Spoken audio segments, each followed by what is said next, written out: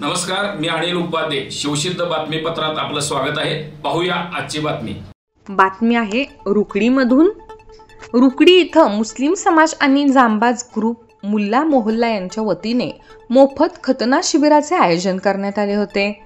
या शिबिराचा लाभ 250हून अधिक बालकांना झाला.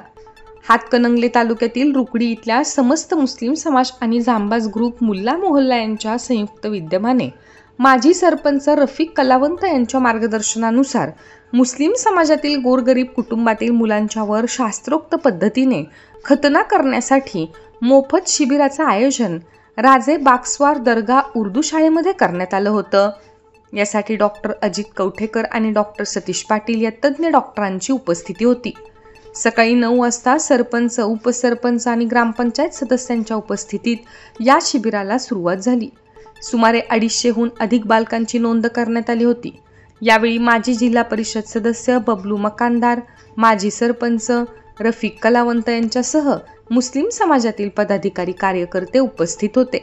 या शिबिरासाठी कार्यकर्ते, ग्रामस्थ आणि समाज बांधवांनी विशेष सहकार्य केले. आज या रुकडी गावामध्ये समस्त मुस्लिम समाज व खास करून जाबाज ग्रुप व मुल्ला मोहल्ला यांच्यामार्फत खतना शिबिर आयोजित केलेलं आहे.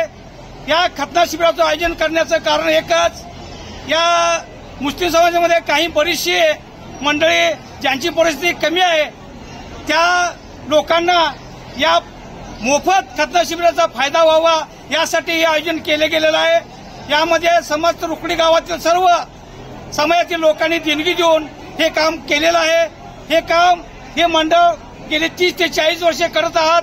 यामध्ये गावातील सर्व डॉक्टर, खास करून कवठेकर डॉक्टर यांना बोलण्यात आलं आहे खतना शिबिरासाठी. त्याशिवाय डॉक्टर सतीश पाटील सर्जन हे सुद्धा या ठिकाणी उपस्थित आहेत. यांच्या माध्यमातून हे खतना शिबिर अत्यंत चांगल्या पद्धतीने होत आहे. या खतना शिबिरासाठी कर्नाटक, सांगली, कोल्हापूर या जिल्ह्यातून बरेचसे लहान मुलं खतना शिबिरासाठी येत आहेत. आज या ठिकाणी 200 आतापर्यंत नोंदी झालेल्या आहेत. जास्तीत जास्त 250 पाऊण 300 या मुलांचा खतना होईल. हे अत्यंत पुण्याचं काम या ठिकाणी केलं जात आहे. समस्त या ठिकाणी ज्या खतना शिबिरात ज्यांनी देणगी दिली, राबलंय, कष्ट केले, त्यांचं या माध्यमातून मी त्यांना आभार व्यक्त करतो आणि थांबतो.